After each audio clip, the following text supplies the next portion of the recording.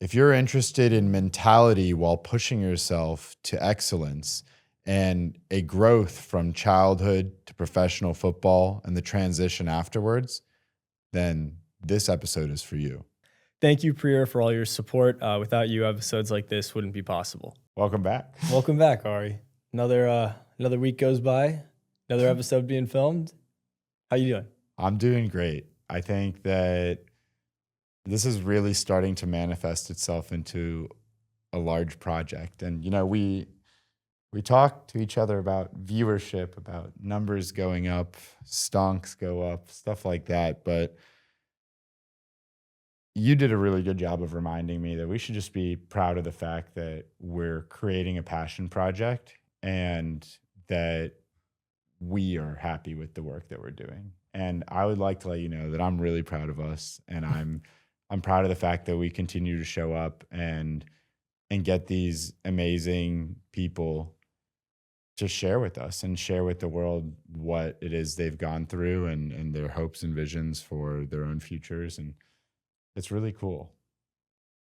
No, Good job. I agree. And at the end of the day, even if we had to stop doing this show tomorrow, we've put the documented stories of some of the best fencers on the planet right now out on the internet. And that's something that wouldn't exist if we didn't have this passion project that we started. So I feel that's a good service to the community. I feel that's a good service to anybody who's pursuing anything. I think a lot of these lessons that the people that we have on bring are super applicable across various things that you can pursue. And I hope it helps people. I'd also like to formally recant a statement I made 2 episodes ago. I called you out for glazing all of our guests and calling them all inspiring. Because that generalization stuff, just like, oh, come on, Ari, like, I bet you could find something. But I sat there last night and reflected on it, like, for a long time. And I realized, like, every single guest we've had on has said something inspiring to me as well. So I would like to recant my statement and say that, yes, all of our guests are very inspiring people. Public forgiveness. Thanks. Granted. Really appreciate it. I think that Federico, our last guest, did a wonderful job. First of all, great English. Let me raise your hand if you weren't impressed. Yeah, everyone's impressed. So I think he did a wonderful job showcasing the similarities in Journey. Obviously highlighted the difference, but the similarities that we go through, that we've gone through here in the US system and that he went through in the Italian system. And it was really cool to see how tough he was mentally to overcome some hardships and how transparent he was about the struggles that he had, about his tears, about his challenges with the politics of the Federation, and genuinely great class act of a guy. And I was happy we got him. Absolutely. I think it was good to finally get some of these like super high level European fencers on, because I think it's, there are friends at these competitions and we've grown up with a lot of these guys, but the concept of like the Italian fencing team, it's kind of shrouded in like mystery, and it seems like they're on a whole different level than us because of, they have this training system and this system of the sport that's like so rooted in history that we just don't have. But it was cool to just hear, the things that he's gone through and the things that we've gone through. Like, we all go through the same things. We all have the same doubts. We all have the same challenges. And it's just how you deal with them and how willing you are to pursue the overarching goal that ends up making the difference. Yeah, absolutely. And just speaking of journeys and ups and downs and just, passion in general, today is an up for us, for sure. We're embarking on a new period of our podcast. We're having our first non-fencing guest.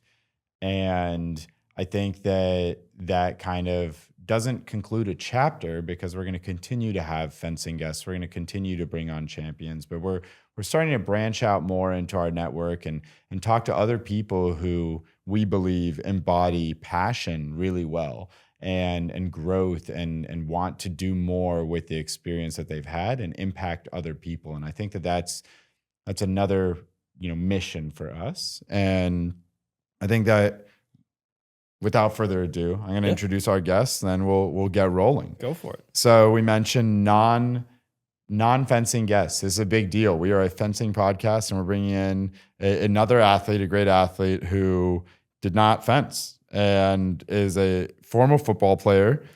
His resume is that he's the first non-fencing guest to be on Direct Elimination. He's a 2015 Notre Dame Scout Team Player of the Year, 2019 Notre Dame versus Boston College Game Ball recipient. He finished his Notre Dame career with 176 total tackles, 17 and a half tackles for loss, and 2 fumble recoveries. He's a 2019 Pro Football Focus All-American honorable mention, and a former player for the LA Chargers and Las Vegas Raiders NFL teams. Asmar Bilal. Woo! Welcome. It's an honor and privilege to be on the podcast, man. Yeah. I like, honestly, just watching you guys just kind of go back and forth. I'm kind of jealous that you have, you guys are co-hosts. I always wanted one on mine. Hey, we'll fly to Indy any day.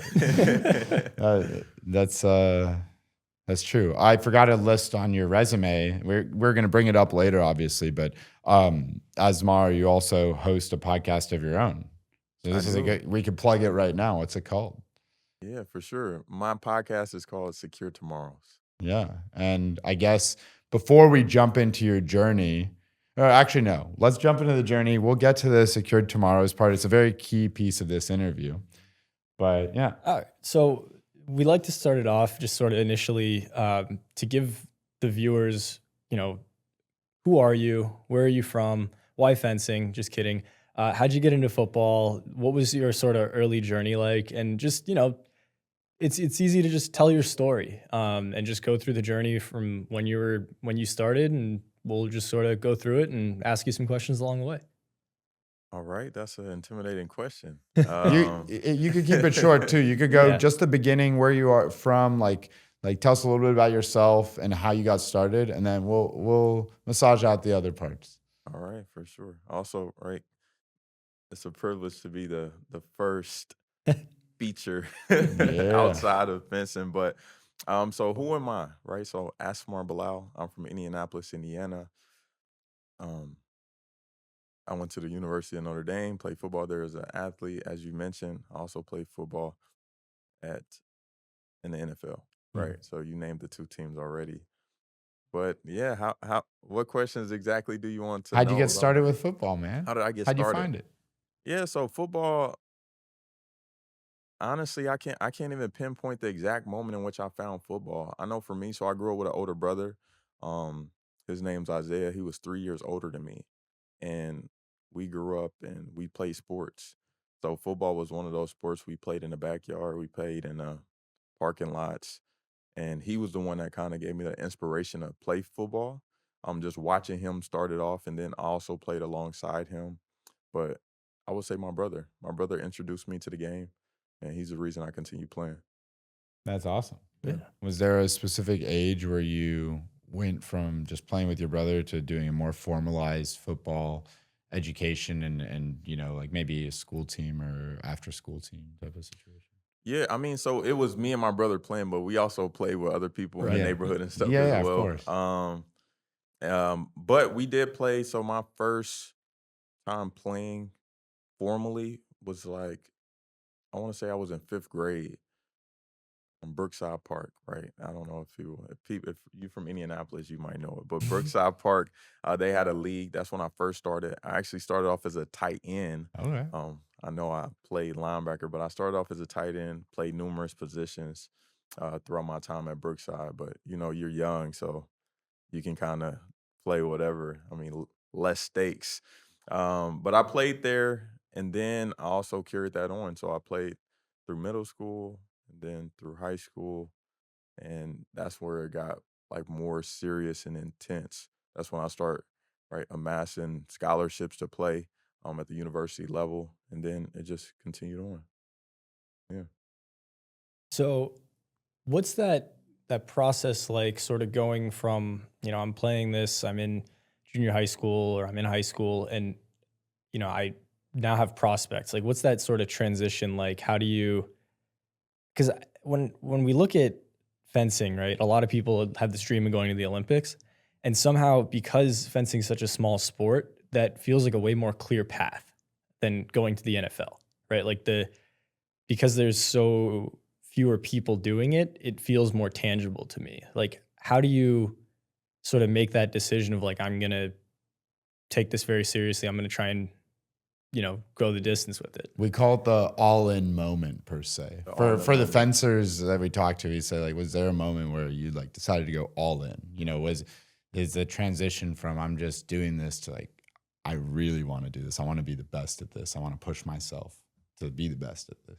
For sure. And honestly, for me, I can't pinpoint a all-in moment. I know when I started playing and we started actually playing with pads and equipment, I was all in because the thing about football is you're lining up against somebody else. So if you're not all in, it's going to end negatively for you. Yeah, Yeah. absolutely. So I think I was all in, just always competitively, because I always wanted to win my one-on-ones. I never wanted to lose in that regard. So I feel like I was always all in. But the moment in which it switched for me that this could be a thing where I can make it to the professional level was, of course, in high school. And that's when I started getting attention and like recognition and scholarships.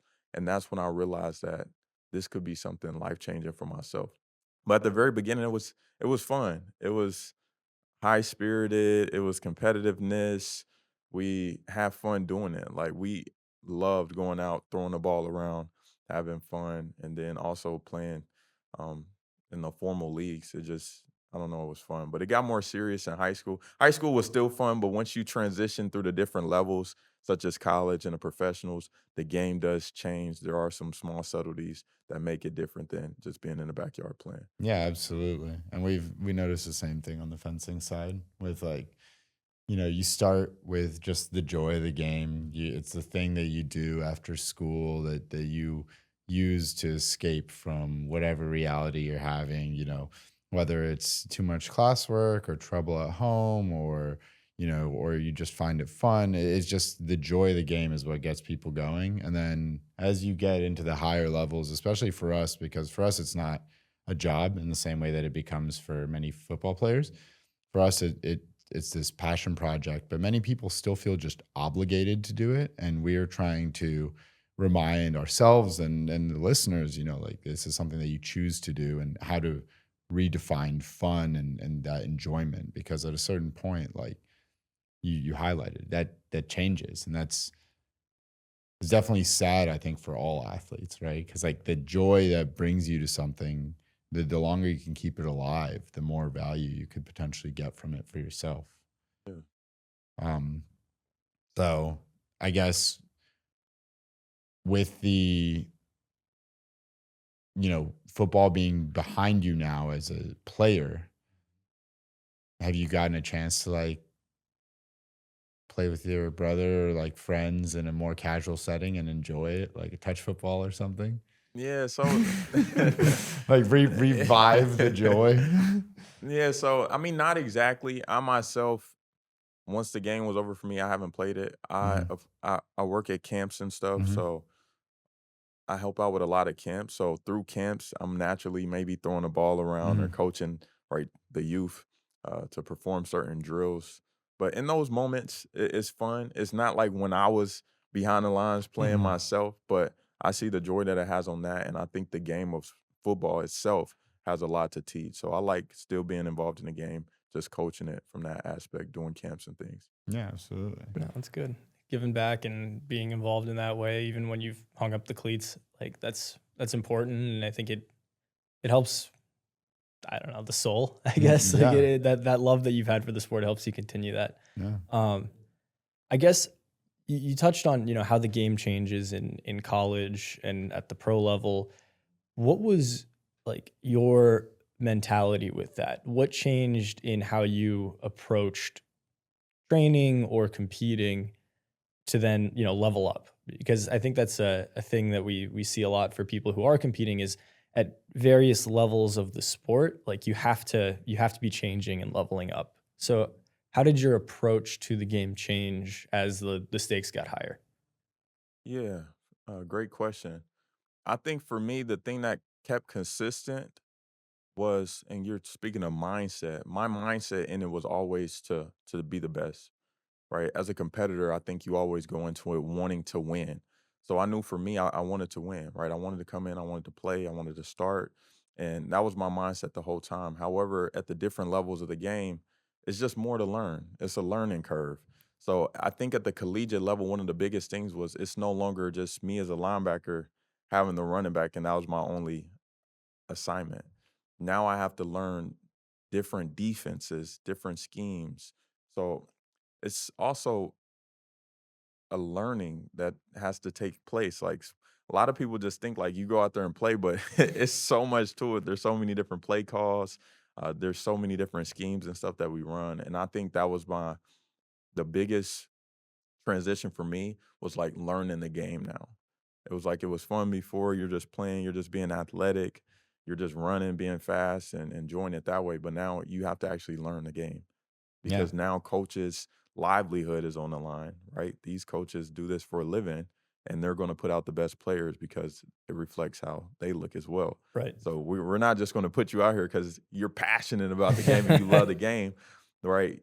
We need people that are reliable, that can be trusted, that know their plays, and are going to perform at a high level. And I think that was the biggest transition going into the collegiate space. And then for me, it was just my mindset, as you asked, was I got to learn it because I want to be on the field. So in order to be on the field, I have to show the coaches that I'm approved, I know my work, and that's what it took at that level in particular, to college level. So That's awesome.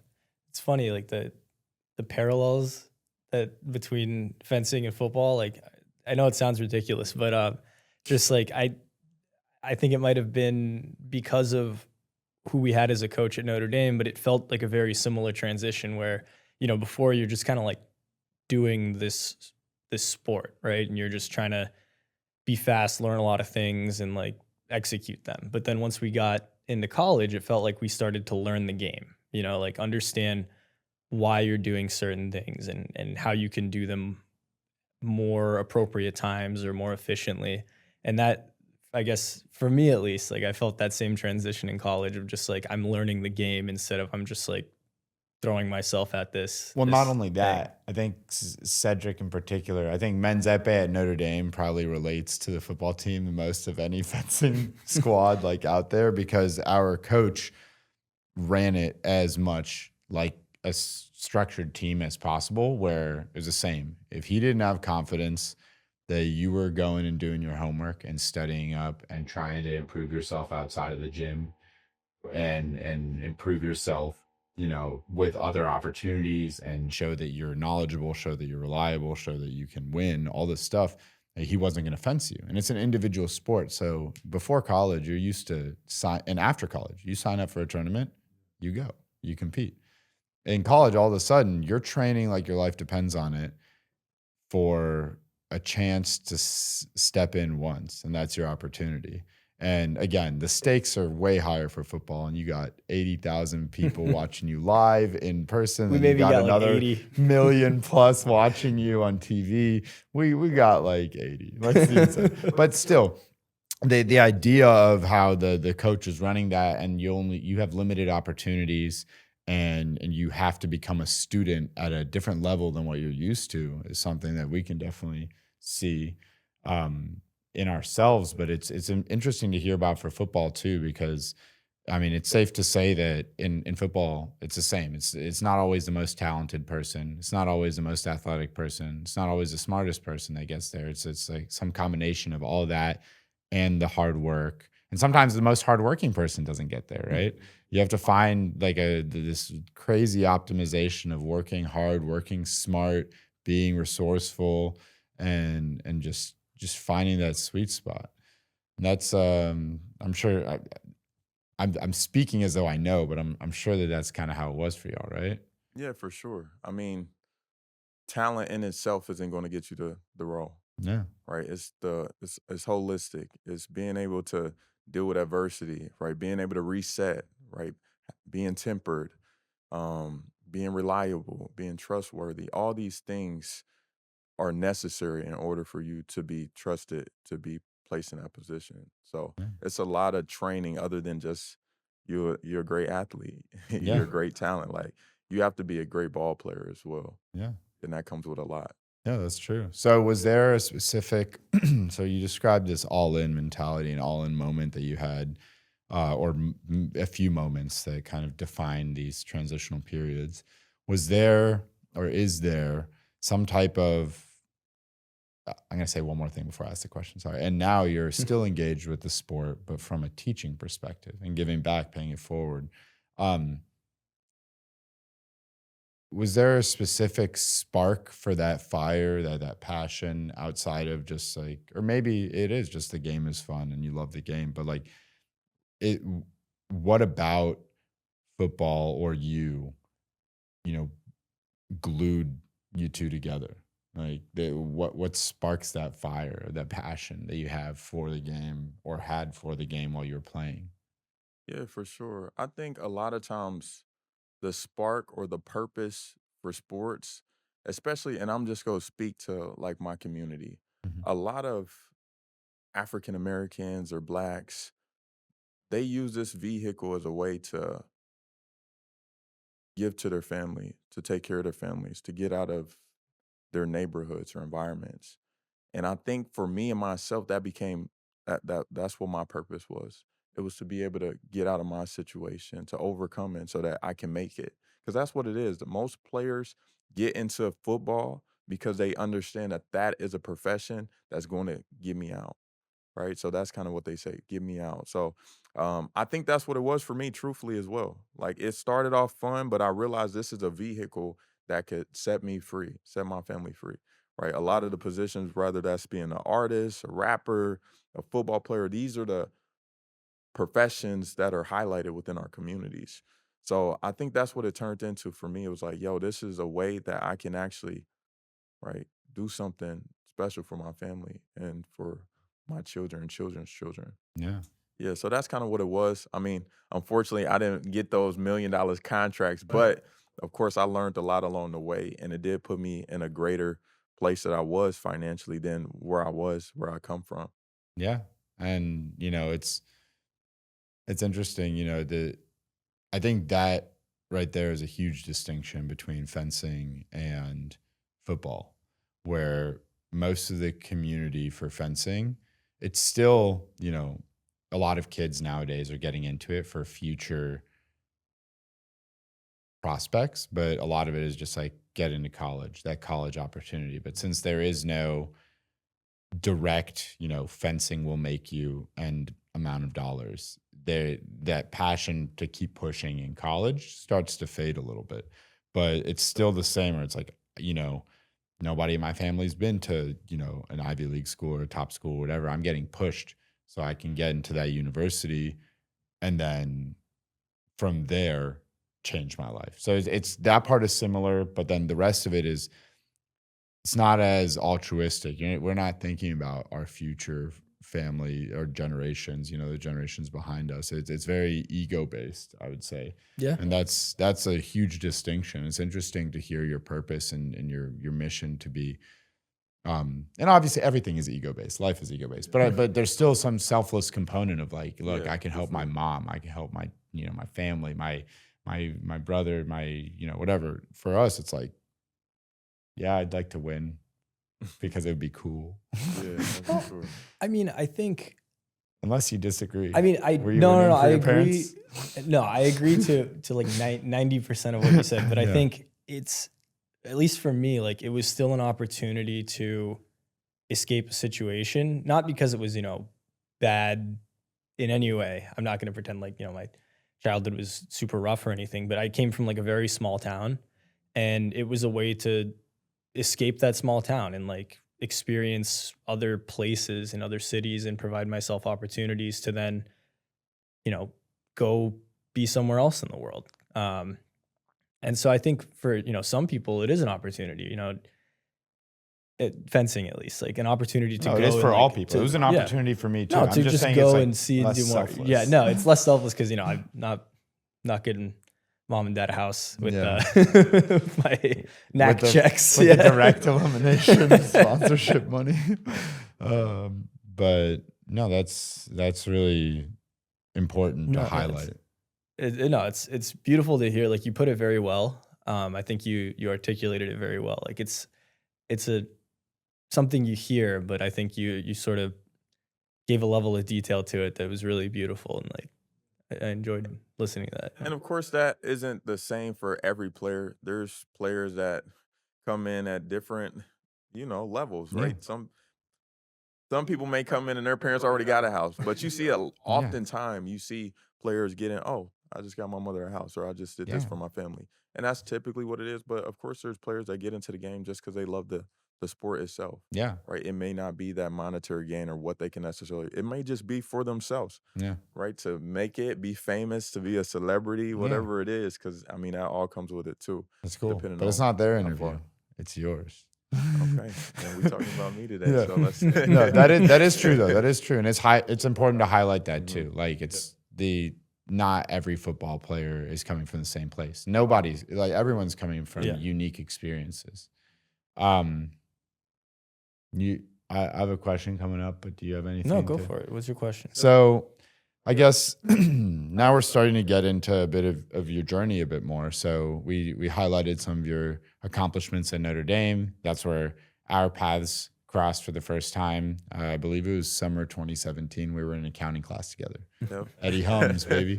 But the reason I hated accounting. Yeah, it was. What'd you think of accounting? Man, those was so I did the business economics minor, so I had those classes, but accounting was interesting. It was.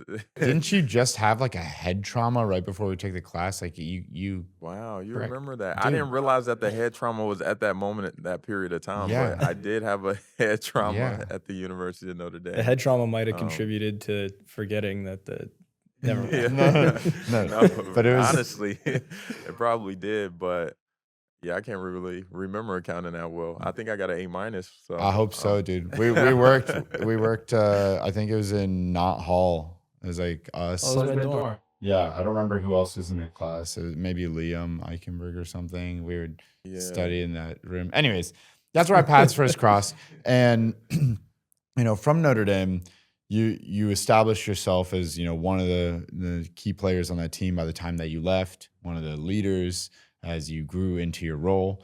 And then there was a transition period into the NFL. And then after a couple of years, you were no longer in the NFL. So I think that this could be at any point in that journey, but I think it's important just to start talking about it. So we're going to ask you later what you're proud of in your journey and what you're proud of now. But if you don't mind sharing, and if you are uncomfortable, that's fine as well. We can figure out a different way to talk about stuff like this. But what were the biggest hurdles or setbacks that you feel that you faced in your own journey through sport? Whether it's like sport related, personal, just in general, like what you either came back from and rebounded from or were unable to overcome. Regardless, like we're just interested in hearing the different challenges that athletes go through in their journeys.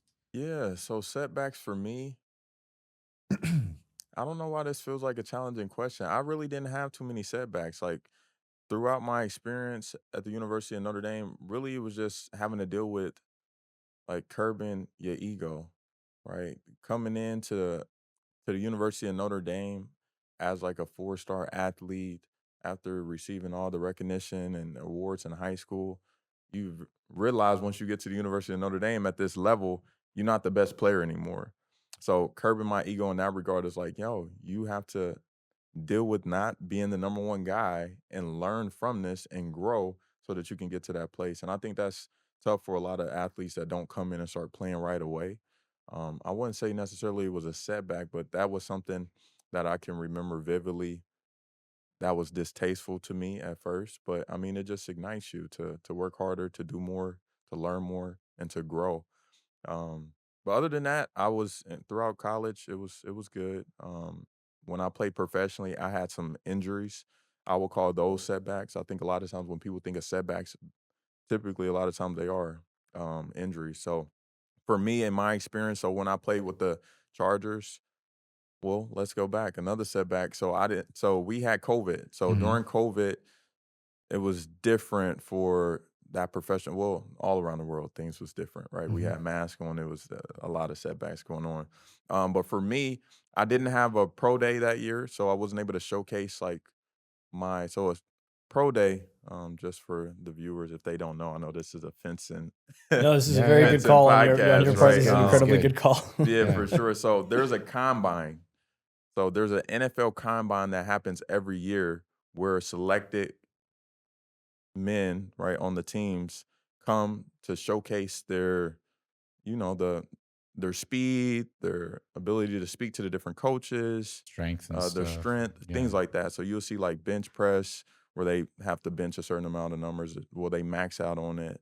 Vertical jump, broad jump, and there's just coaches and GMs that are observing these players just to make sure, like, this is the person I want to be on my team.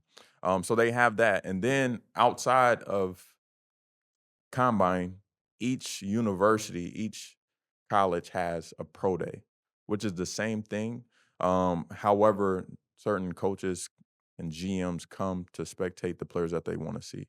It's not as big as the combine, but it allows players that didn't get um, selected to go to the combine, people to come and watch. But for schools like Notre Dame, it is pretty big because Notre Dame is one of the powerhouse Yeah, for universities sure. for football. So Yeah. more scouts or coaches are going to be going to those pro days than, some smaller school that's, less well known, has less well known players coming out of it, right? Yeah, for sure. So yeah, Notre Dame may get all 32 teams that Mhm. show up, just because it's Notre Dame and they typically are going to produce Yeah. top tier players, Yeah. and it helps out. So for instance, if you got a guy that's probably projected to get drafted in the first round, and then you got a guy that may not get drafted or may be like a later round pick, just because this first round guy brought all 32 teams, now these 32 teams can see Yeah. these other players as well. So Yeah. you're exactly right with that. But that was just trying to give a little bit more context of what pro day is.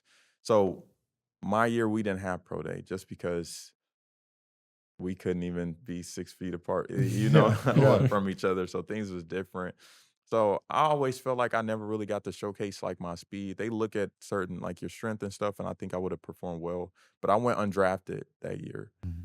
um, which was, I guess I haven't really talked much about this experience. Are you comfortable talking about Yeah, it? yeah, no, I'm Okay. comfortable talking about it. I'm just like I don't have the words just coming out of my Yeah. mouth to really describe how I felt in that moment. Other than the fact that I was disappointed that I didn't get selected. But I got picked up undrafted, right? They choose undrafted players to come onto the team as well, and then they get to compete for a position. So during that period of time, I came in with a chip on my shoulder, right? This was my setback. It was like, okay, you didn't select me to be on your roster, and I'm going to come in and show you why you should have chose me. So I mean, I came in that year. It was tough. I had some injuries that I speak about this on my podcast. I had a hamstring injury, and in this moment of time, I know the listeners don't really know ball, but we typically have preseason games. Mhm. So there's preseason games before there's like the regular season games. And during these preseason games, it's allowing all players because during these preseason games, they cut the roster to get to the 53-man roster at the end for the regular season. But before that, there's like many players. I don't really know. Let's just say 90. So we go from 90-man roster to a 53-man roster. A lot of cuts. So a lot of cuts are going to happen. So these preseason games are built for athletes to be able to showcase themselves so that they can make the team. So unfortunately, during my experience, we didn't even have preseason games. So we were just practicing with our team. So only our coaches was able to watch us play. Versus like when you have preseason game, the other team coaches are able to see you as well, and they're going to have this film to be able to look. So when they let a guy go, like, okay, we may want to pick up this person. This might be too much context, but No, anyways, that's we perfect. That's perfect. perfect. Yeah. Like I know No. what you're talking about, but I realize that our listeners, some of Yeah. them may have never watched a game of football. Some of them do, but don't understand how deep it gets. Yeah. Like this is great. Keep going. Yeah, for sure. So I just want to paint the picture so you really understand Mhm. where my mind was at these moments or what I was going through. But yeah, so this is kind of what it was. So we were just playing in front of our coaches. Our coaches were able to just see us, and they made the cuts based off of that. And I mean, ultimately, I ended up getting waived after they made their last like cuts, and then they picked me back up, and then I got elevated the following week. So I ended up making the team for myself. But I mean, this is what happens with setbacks. I think setbacks only just ignites the fire and it makes you want to prove yourself. And I think that's the silver lining of it, right? Had I not been drafted, well, I wasn't drafted. Had I had I not been an undrafted athlete, I may have not came in with the intentionality and the And you vigor still that have I to did. compete even if you got drafted, Yeah, right? and you Yeah. still have to compete, but a lot of times when you have made it, you may feel complacent. You may feel like you've arrived, so you may not come in like somebody that hasn't. And I think for me, I guess it was a blessing in disguise because I mean, ultimately, I was able to make the team, but I think it was my attitude right behind it that really got me over the edge because I was trying to go crazy at camp. So that's kind of what my experience was. But that was a setback. And then also, because I know your question was about setbacks, I had injuries. So my time in the league was plagued with injuries. My first year, when I got elevated, right, we just talked about the success of it. I made it. My first play of the game of my professional season, I had a non-contact injury where I tore my calf. Oh no. So then I was out for that whole year. And at that moment in time, I mean, you're damaged goods. Once I returned, this is the difference between college and the professionals. It's like you're contracted. Like we can get rid of you. Versus, I mean, in college, you're there for the 4 years. They just may not play you. Um, but once I returned, they let me go. I got picked up again by the same coaching staff because we had a terrible season. So they all got fired too. And then they ended up going to the Raiders, and that's where I got picked up again. So they were familiar with me, right? They saw me throughout camp. They were part of the reason I made the team. They selected me to get elevated up. So they saw the potential that I had, and I just wasn't able to showcase it on game days because I was hurt. So they picked me back up, and then unfortunately, the last preseason, um, I ended up crazy situation, and most people don't really know this story. But my first play, so mind you, so let's just give you just some more context. So as we mentioned, we have preseason games Yeah. now. Yeah. So we're back in, we back with the preseason. Things are back to normal.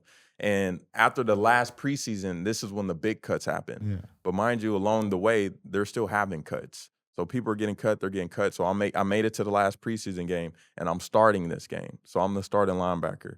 And I know for me, these are big games. Like the starters that are going to play on Sunday typically don't play these games, but this is really for those ones that need to make the team. So I was starting this game, and I was excited to start because I I knew I was going to make the roster. Yeah. But the first play of the game on special teams again, on punt this time, I run non-contact and messed up my ankle. I'm laughing now, but it wasn't a funny moment. I Yeah, was of course, devastated, of of course, course. but the fact that it happened back to back for me was devastating. But this was my other setback where I hurt my ankle this time, so I was out for some weeks, and they ended up waiving me again. They picked me back up later on in that season, but that's just kind of my experience in the professionals. It was just moments like this where I would get hurt, and then of course, like in the professionals, it's like, what can you do for me? What's your utility? Yeah. And unfortunately, I wasn't able to provide. Um, and do what I could do just because of the nature of, the injuries that I did have. So I would say those were probably my biggest setbacks that I've experienced through my journey of sport. Yeah. Yeah. I mean, thanks for sharing those. Yeah. That's we're no strangers to injury, but the stakes are obviously a lot different, right? Like even in Olympic Games can change your life, but not. I don't think it's in the same way as like really getting to showcase what you're capable of at the National Football League level. No, I mean, Yeah.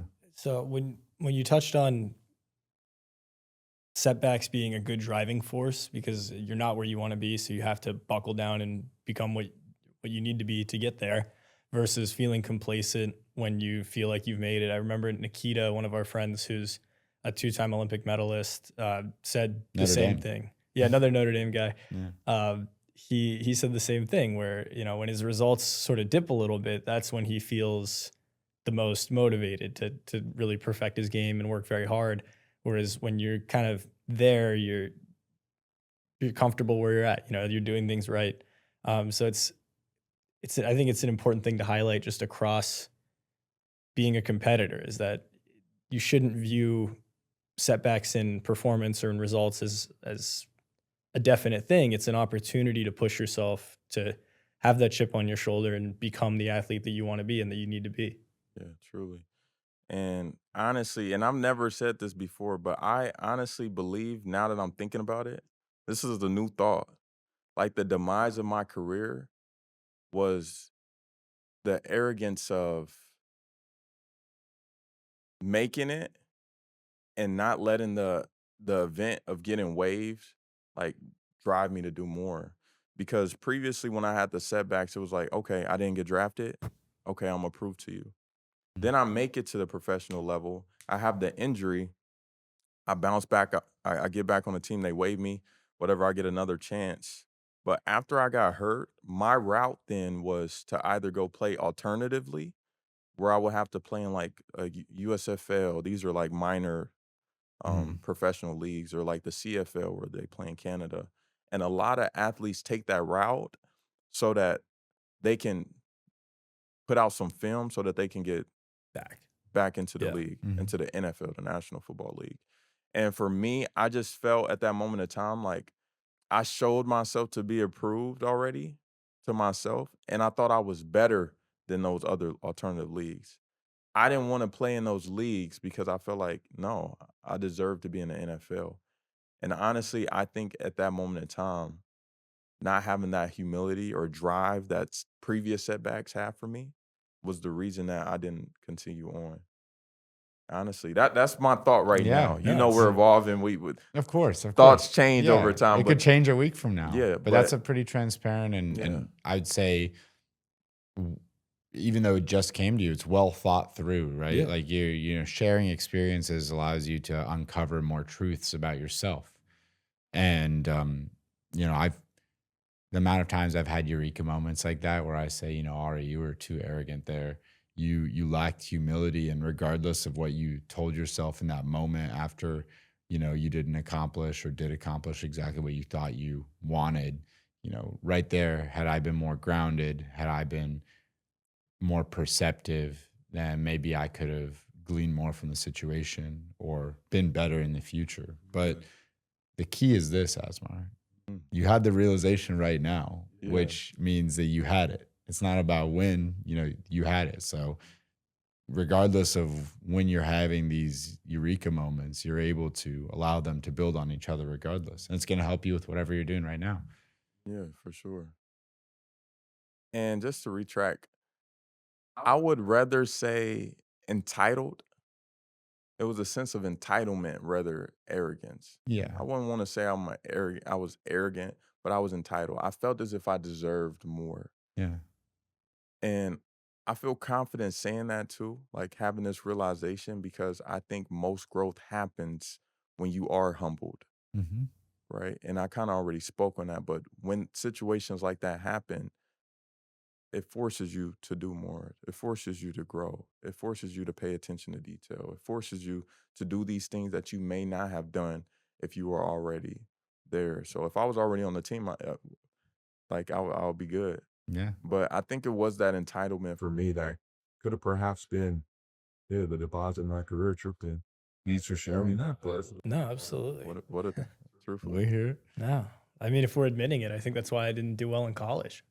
I think that like a sense of arrogance, a sense of entitlement held me back from competing the way I needed to compete in college. And I think you too. I think I was about to say same here. And, it's probably why we didn't make the Olympics yet. Yeah. I think it's because we thought we knew what was going on Yeah. rather than looking around, seeing what other people are doing that drives their success and really buckling down. But lucky for everyone else, or unlucky for everyone else, Steve and I are doing that now. Unlucky for everybody else, we have a podcast. Yeah, so we can exactly. realize things like this and make adjustments.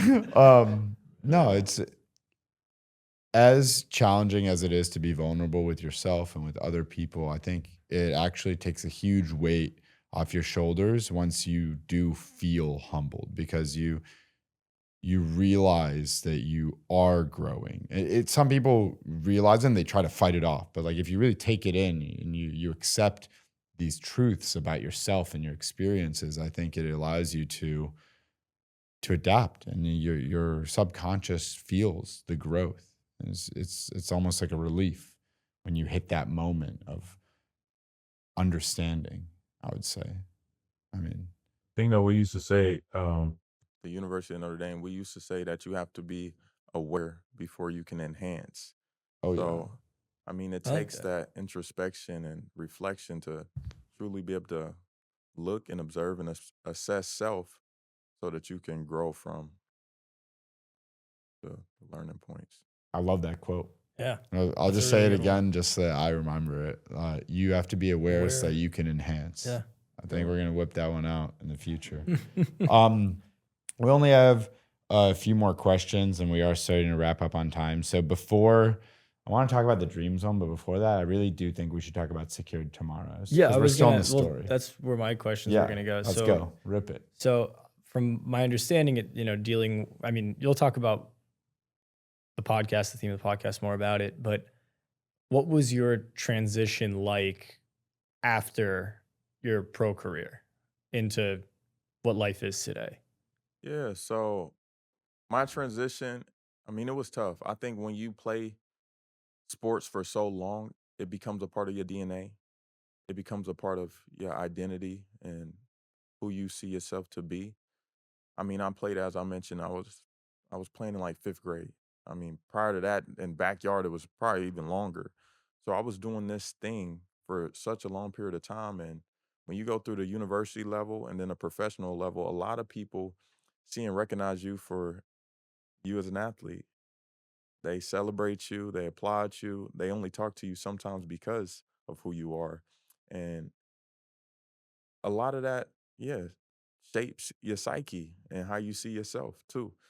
So I think that part was tough. It's tough giving up that notoriety of being that guy, of being that, you know, high esteemed player. And I think that was tough at first as well. Just like, yo, you're no longer a professional football player. And then also, right, it consumes all your time. Like for us at the University of Notre Dame, it's football all year. Yep. It's a year long sport, right? We play it during one season, but we're training during the others. So it's like you're always doing something at all hours, and it's tough to give that up. So for me, my transition, it wasn't. I wouldn't say it was seamless. I did start working right away because as I was trying to transition, I fell into what I'm doing now. So I'm in financial services, um, where we work with different financial products, life insurance, supplemental insurances, and stuff like that. And I was doing that even like through my transition, and then I got here and I stayed here, and I've grown to love it as well. But I mean, yeah, I mean, I think I went through the same process that a lot of athletes go through. I don't think I hit that depravity stage where it's like, oh, I was depressed or anything. But I definitely had some low times, and it was hard to redefine right my work and who I was outside of the sport.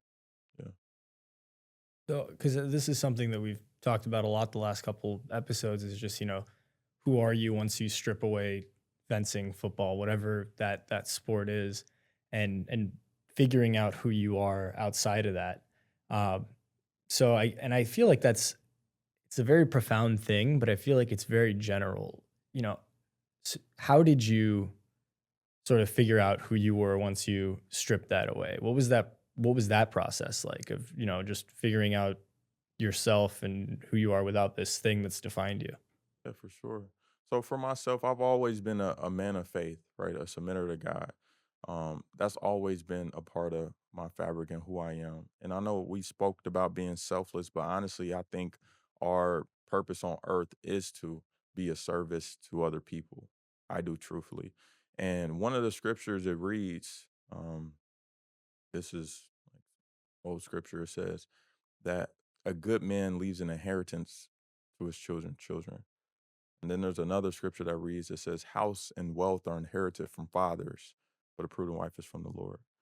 So I think as a man for myself, I think that I do have a responsibility to provide and leave something behind for the next generation. Um, and that's truly what I feel like my calling is. So if I have this responsibility for myself, like I need to make sure I fulfill it. So for me, it's like, what's the next vehicle? Right. I already know my purpose. I know I want to take care of family. I want to take care of others. It's like, what vehicle is going to allow me to be able to do this now? And for me, I just found that that has been in financial service. So I'm in sales. And the cool thing about sales, I'm an independent contractor. It's like my own business. Yeah. So I'm now just having to use the same skill sets that I learned through sports. Like sports wasn't just a waste because I'm no longer playing. Like I developed a lot of things from sport, and now it's just being able to transfer these things over into what I'm doing next. So the purpose stays the same. It's just about the vehicle and like how can I leverage these skill sets into what I'm doing now to make sure it's fulfilling and I can complete my purpose. That's very similar to Ben Atkins' answer. Somehow more articulate, which is hilarious because I thought Ben was the most articulate form of that answer. But using the term vehicle of like how to actually apply the skills that you're using via different vehicle is an important way of thinking about it, I think. No hate on Ben. No, I love Ben. And the piece that I really liked is that you had this sort of driving force for life. You know, you sort of found which is a tough thing to define, right, for anybody. And you have this principle of, you know, what is the goal of life, of my life? And then you need a vehicle to get there. And I think that's a really cool way of sort of structuring one's life. I think it's a really profound, you could I think think it about simplifies it. Yeah, I think simplifies it keeps it keeps a lot of like unnecessary narratives. You know, obviously they come into our consciousness naturally, but as soon as you refocus and remind yourself of what your overarching purpose is, it kind of just realigns and reminds you, like, is this something that is interfering with that or not? And you have like a clear North Star to work towards. And I think that's awesome. And I guess a question for me is like, what can you articulate, I guess, some of the skills and tools that you got from football or your pursuits in football and that have already shown themselves in this new pursuit or new vehicle that you're working with? For sure. And this question is important for not only just what I'm doing now, but I think what I learned from sport is something that can be used all throughout life. Mhm. So this is the same principles that we teach when we teach the youth camps and things that we do. It's not just about the vehicle itself. It's about what do you extract from it. And I think some of the tangible, like some of the things that I can just come to mind is like dealing with sudden change. Like if somebody gets an interception on the defense, it's like now the offense is back up. You got to be able to deal with this, right? And be able to reset quickly, right? Temperance. That's another thing. If a player does something to you dirty on the field, you can't just react in that moment. That's going to cost the whole team, right? These are things that's developed. Time management, right? We have to be punctual and on time to meetings. This is structure, or else you're going to have to probably do a workout and your team is probably going to have to do it with you. Like these are some of the things that are intertwined with football that I think a lot of times athletes may take for granted. And it's like, no, these are important things because in the marketplace, these are things that are crucial. Like people are going to select you for these, Like intangible things that you I don't know if intangible is a word, but for these skill sets that Yeah. you've learned and developed. And I think a lot of times just through going through that transition alone, I think you kind of even hit on it. You said, like, what are the supposed like things? You said something along the lines like what are the supposed things that is supposed to I can't really remember what you said, but a lot of times athletes transition and it's not what they say. Yeah. Because a lot of times they say that employers are looking for like athletes Yeah. afterwards. But when you get done, it's like, wait, nobody's necessarily looking for me. Yeah, Like, it's like I was an athlete. Why don't I have a job offer? Yeah. Seriously. No, Yeah, truly. it's like it's harder to get internships in college, all this stuff, all these experiences that other people get that you don't. And it's like, how do I highlight these skills that I've gained? And because you have tangible. You talked about this with Ian Book on your Secured Tomorrows podcast, which we're going to talk about in a sec. Okay. But you talked about skill sets, and shout out Ian, and we'd love to have you here too, man. But you talked about, you have experience where you showcase and gain and learn these skills under high pressure situations. They just don't look the same as I interned at JP Morgan or, I was a software engineer at Amazon for a summer. But it's like, yeah, you didn't learn the hard skills that somebody else did, but in many ways you did something that's harder, and you were managing way more relationships, people's intangible things, and expectations that you had to rise to the occasion that, other people have never experienced. Like, how many people on earth have had 80,000 people booing, cheering, whatever for them, and another million plus, commenting on Twitter, this person should kill themselves, this person sucks, I can't believe you dropped that, or this person's the GOAT. Like all these crazy expectations and narratives surrounding different people. Like your average JP Morgan intern doesn't have that. Excuse me. Like no one's gotten booed at, had their entire livelihood insulted simply because they like dropped a pass or got a penalty at an inopportune moment. So the amount of pressure that you're dealing with and these really important skills for the workplace, like y'all have gained them, and finding a way to articulate that is super challenging, and not just articulate, but like showcase it is hard. Truly. You can't just put like, you put, I was a linebacker at Notre Dame and these are the accomplishments I had, but that speaks volumes to people who truly understand. But there's so many more people that don't understand. So how have you gone about bridging that gap? Yeah, for sure. Great question. And what I the term that it was like supposed value, because we understand the value, but like, does the marketplace? And one of the things that you just said, so one of my guests, I'm posting a video later today, but about time this gets out, I'm sure that my video will be posted. Weeks, but he talks about this, and he says, wait, so who is it? Because like, when this gets posted, so Miles Boykin. Oh, great, wide receiver. Miles Boykin, he's the wide receiver for the Chicago Bears. But he spoke about this. He said, how often do people have a spectacle of 80,000 people watching them and criticizing them on things that they never even done themselves?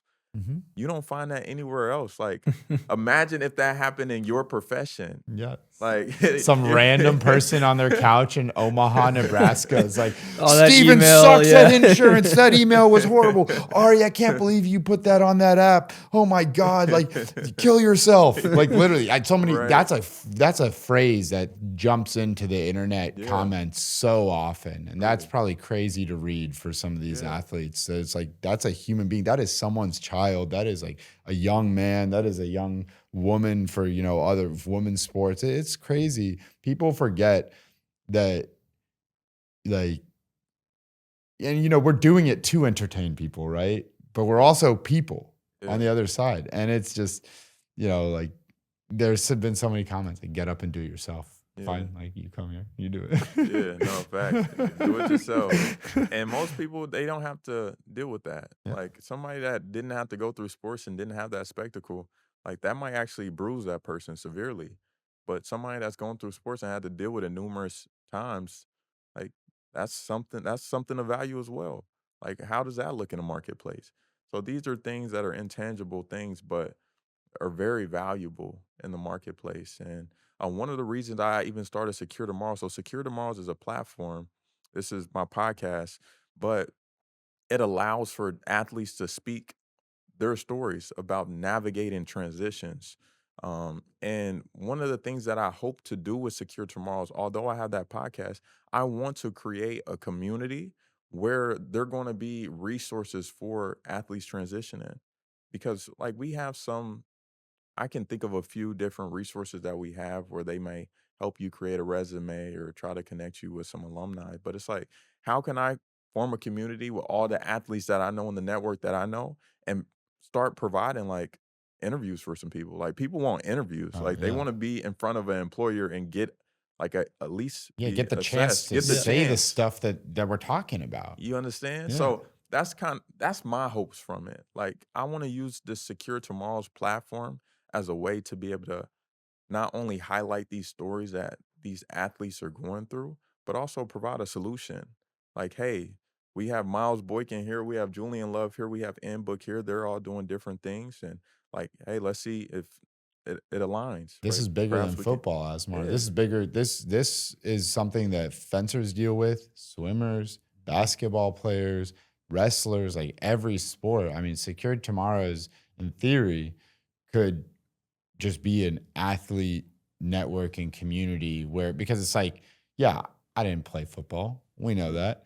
But do we're sitting down having this conversation. Clearly, I'm able to appreciate, and Steven is as well, your experience in those things. So like getting other people like us and, the people that, we're not decision makers, people who have similar experiences Yeah. and that taste and understanding, but are decision makers to also, it's not just NFL players and former NFL players. It's like a former fencer who fenced at the Olympics or something and is now, whatever manager at something or Mm-hmm. director is like, hey, I know Miles is in the NFL, fine. But like, let's just use him as an example. Miles Boykin, like I see your experience and I want you to talk about that because I understand what it's like being an athlete, blah, blah, blah. And then now he's not just in front of former NFL players and college football players. He's in front of other athletes as well who can open up even more doors. Yeah, for That's sure. a really awesome project. No doubt. How And long that's has it why I been thought it going was on? important to hop on with you, Yeah, right? for Just sure. because it's for all athletes, Yeah. honestly. It's not just football players, right? Fencers go through it. We got to find value out of it. Every person that played in sports at a high level, and doesn't even have to be a high level, right? But like, this is for us all. So Yeah. yeah, How many episodes do you have? Like, it's also, I know we're at episode, this is like 18 or 19 at this point, but like okay. it's still pretty early. You're also pretty early Yeah, I'm into it, pretty right? early too. I want to say that I have perhaps like 10 that's aired right Mm-hmm. now and probably like 14 or 15 that I've recorded. So I'm early stages. But Mm-hmm. yeah, I'm hoping to see it grow. I think it's going to resonate for a lot of athletes, not just football players. Not only football players, because I'm utilizing my network and getting Yeah, their stories of first. course. But I mean, the goal is to reach out to many different sports and athletes and let them share their stories as well and be Yeah. able to help and provide a service uh, to the world and other athletes too. Yeah. And I think that transition at, whatever that transition becomes, whether it's finding a job or, once you get that job or doing it semi-professionally or what, there are varying degrees of continuing on or life after college sport or sport in general. That transition's tough, man. Like whatever you do, it changes, right? As you progress on in your life. And I think people generally, like, I know I wasn't prepared for like leaving school and coming and working full time. Certainly wasn't prepared for that. And I think that's a common experience across athletes in general. And I think having a resource out there to help people navigate that is huge. And I think that'll really help a lot of people sort of not just accelerate their path and like accelerate achieving whatever it is they're going to go achieve after sport, but just the ease of doing that and the minimizing the pain of doing that. I think that's a huge service to just anybody who's an athlete, and I'm excited to see where it goes.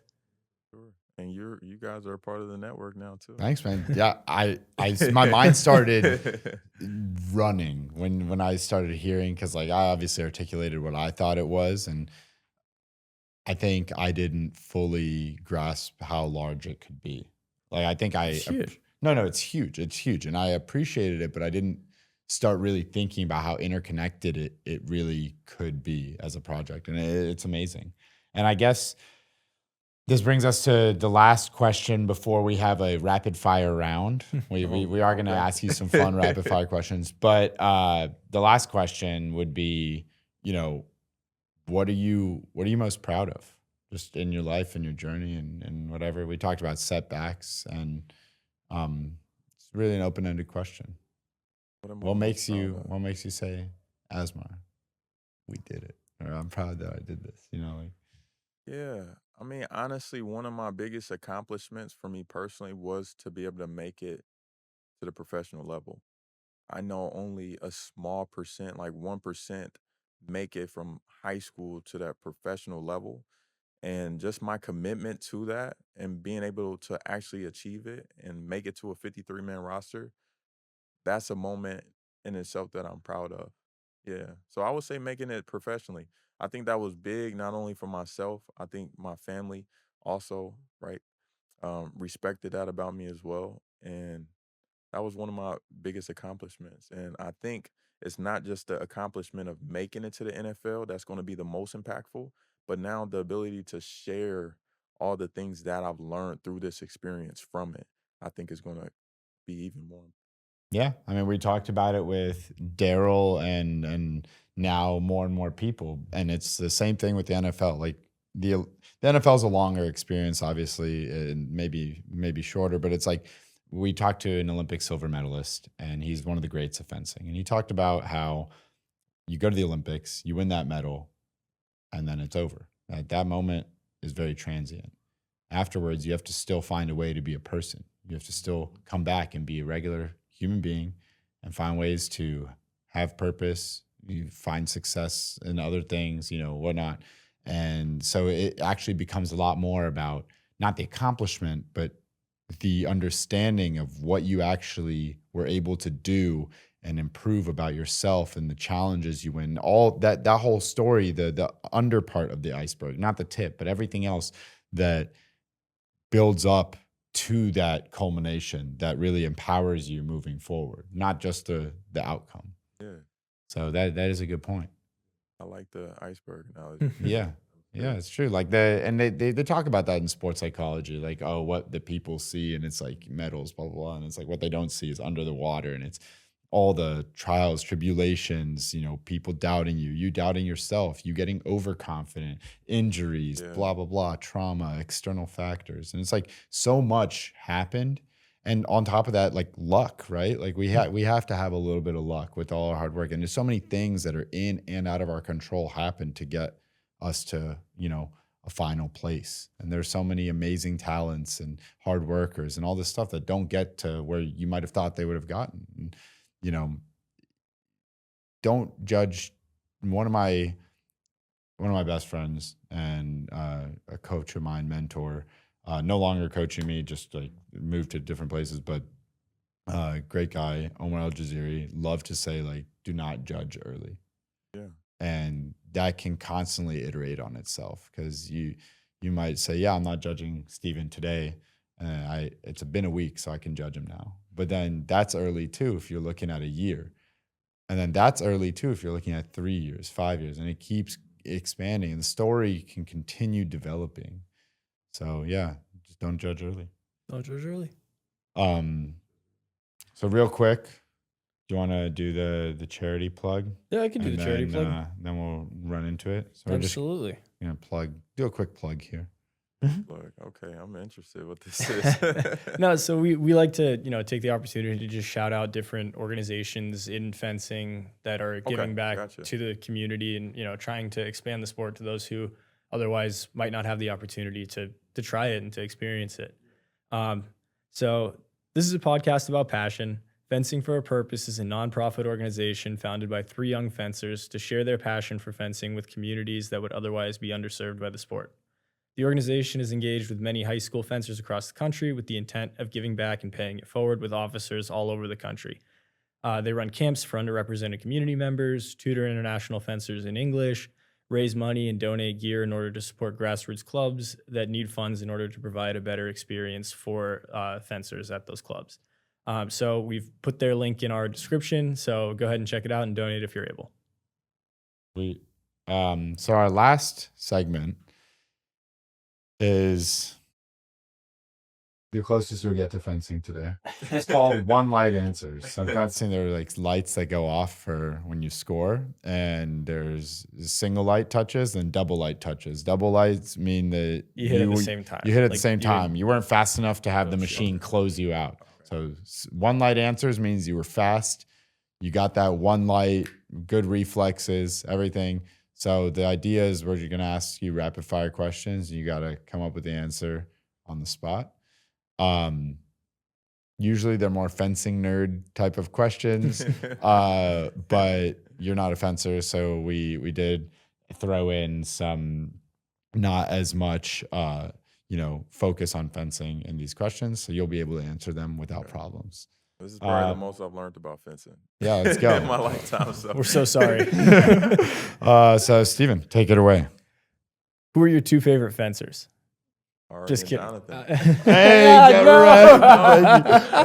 Shout out Jonathan Fitzgerald for tutoring. All good. I've never seen you fence before. But. And I don't know any Arabic, so I can't. Jonathan Fitzgerald, I hope you're listening to this. That was awesome. Well, that was great. Who are your 2 favorite football players? 2 favorite football players. Wow, that's tough. Current? Just people All that time. you Yeah. top of your head. Like, it doesn't have to be best. It's just like people you looked up to or currently love watching or whatever. Anything. That's a tough one. I honestly can't even give answer to that. I mean, I'm gonna just go 2 linebackers that I played with. I'll go Jalen Smith. Right when I came into the University of Notre Dame, Jalen Smith was the starting linebacker at that time, and then I will go Jeremiah Owusu-Koramoah. He's been out been out of college for like 6 years, but those 2 linebackers at the University of Notre Dame, I'll say are my favorite 2. Yeah. Those are 2 great linebackers. Jeremiah's still playing in the NFL today, and he's one of the higher level players in the NFL. That's great linebacker. And Jalen was obviously great as well. Yeah. He also dealt with some injury setbacks. And, all right. What was the favorite place that you got to travel for sports? For sports, I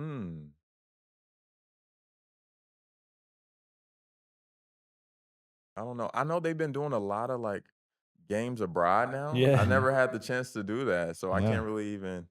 I want to say Yankee Stadium. We played at Yankee Stadium. That's pretty cool. Shamrock Series, baby. Yeah, Shamrock Series. What used to be in your equipment bag or your gear that probably shouldn't have been? That shouldn't have been in there. That's a tough question. Everything should have been. I'm minimalist. I didn't have any extras. That's good. Good answer. Yeah. What was your go-to hype up song? Hype up song? I didn't really have hype up songs, but I was one of those guys that played like soft tunes. Like I wasn't like what type of soft tune? Geez. Honestly, at that time when I was playing like some gospel music. All right.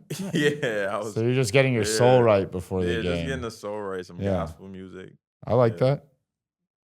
Brian Kelly or Marcus Freeman? Wow, that's like a crazy question. I can't even answer. Well, I never played underneath Marcus, so I can't say Marcus. Well, I don't know what's the real question. Like, am I just choosing these as people or? I guess Notre Dame head coaches. Notre Dame head coaches. That's tough. I don't got to answer on that. I think the people love Marcus. He's the current, so I go Marcus. This is the current guy. That's they true. love him. He's doing well. Slightly less tense question. Who was your funniest teammate that you had at Notre Dame? Funniest teammate? Yeah. I can't. I want to say it might be like Tavon Coney. He played linebacker with me. He's funny for sure. Like Okay. One of the Florida guys. Yeah. Good to know. Tavon Coney. Good to know. I don't even know if we should ask the last one. Doesn't make sense. What's your favorite piece of Prior equipment? That's the sponsor of the Prior's the podcast. fencing brand. Oh, okay. The shirt. Hey, Yeah, there we the go. shirt. All Good right. enough. We got Prior shirts too. Anyways, Asmar, this was a lot of fun. It was a really unique experience for both of us and hopefully for you as well. I think that it's been, really cool to see Secured Tomorrows pop up in my timeline and then immediately get plugged back into your journey, because I think it got unplugged after, and that's what kind of what you talked about, right? People will talk to you and follow you because of your journey in sport. And that's kind of how ours came together. And then, you stopped having sport updates. So I stopped seeing it and it just came out of my consciousness. So I'm really feeling blessed that you got brought back into my sphere of, you know, what I think about, what I'm seeing. And I think that what you're doing is really special. And I think that it's going to impact people more than any of us understand today. And you're planting those seeds early. And thank you for joining us, man, and sharing your story. It was really, really powerful. Yeah, man, for sure. Thanks for having me. It's good to be able to reconnect. If I could I ask you both a question? Of Yeah. course. All right. So my question to you both is, I mean, you both are fencers. Well, so if you could just both answer, what was the most challenging part about transitioning out of fencing? And then what would be your advice to somebody that's transitioning out? All right. But I don't know if fencing, like, I don't know too No, much no. about fencing No. to know if people No, no, no. transition It's a out or like great if people question, continue but to. we're going to break your heart here. We're both actively training to qualify for the Los Angeles Olympic Oh, Games. wow. Okay. But That changes it completely. what I'll say is this: we both had to transition out of school and into the workforce while fencing. So I'll give my most challenging piece. My most challenging piece was figuring out what my schedule would look like to both train or do what I want with my time, because fencing is now a passion project. So what that looks like contending with my work responsibilities. And that was very hard for me to figure out coming out of school. And that affected my confidence across the board, including fencing. So I saw a huge dip in my results for the first year that I was out of school. And I think that that was really challenging because, again, you still wrap up your identity in this whole thing, and understanding that, you know, I'm going to have to exist outside of fencing at some point. And I already do in some ways, and trying to compartmentalize that a bit better and understand commitments and schedules and what my time needs to look like in order for me to get to do the things I want to do. And for some people that's exercise, for some people that's running marathons, for some people that's, you know, gambling, whatever. Like for me, it's fencing. That's just, and I just have committed myself to that. But that was a huge transition. And I think that a lot of people don't want to, you know, continue with pushing themselves and passions and other stuff when they come out of sport, because they no longer have that preset structure for them. Practices are at this time, you got to be here or else. You know, I think setting those goals and holding yourself accountable, and you know, when you fall off the horse, understanding that it's okay and you can reevaluate and get back on the horse and fall off again and get back on, and progress isn't going to be linear. I think that was the hardest part for me. How about you? For me, it was, you know, you join corporate America and you have to sort of figure out how the hell to navigate being a person in corporate America. But then, you know, having this other piece of I still have this fencing thing that I'm doing and I'm taking very seriously in the evenings and in the mornings. And you know, how am I going to identify with these people that I now work with? I don't want to be the guy who fences. Like, I don't want that to just be the only thing about me, you know? And so figuring out like how to navigate those relationships was tough. Also, you sort of, other people when they finish college, and you know, you have all these friends who either were college athletes, weren't college athletes, but they go on, and that thing that drives them is their career now, you know, and having to, you know, watch other people go on and really pursue like lucrative careers and do these things while simultaneously recognizing like that drive for me is still fencing. And, you know, navigating, putting my career, you know, how much do I want to focus on my career? I need to, you know, pay my bills. I need to put food in my mouth. But how much do I really have to give with all my effort and all my energy into my career versus my dreams? And figuring out a balance for that and figuring out how to, you know, juggle it all was really challenging, and just figuring out who I was in that process, you know, with fencing, without it. What was my life going to look like, and how was I going to continue to do it? That was really tough. For, like Ari said, the first year my results really dipped in fencing. And I had to, you know, figure out what to do with my free time, and how much of that free time I would spend on fencing. But, you know, I think what really helped me sort of navigate that better in the last year is putting more emphasis on fencing. And, a balance is great, but balance doesn't mean, equal parts everything. Balance is an optimization for what you really want. And right now, at this point in time in my life, what I really want is to see this fencing thing through.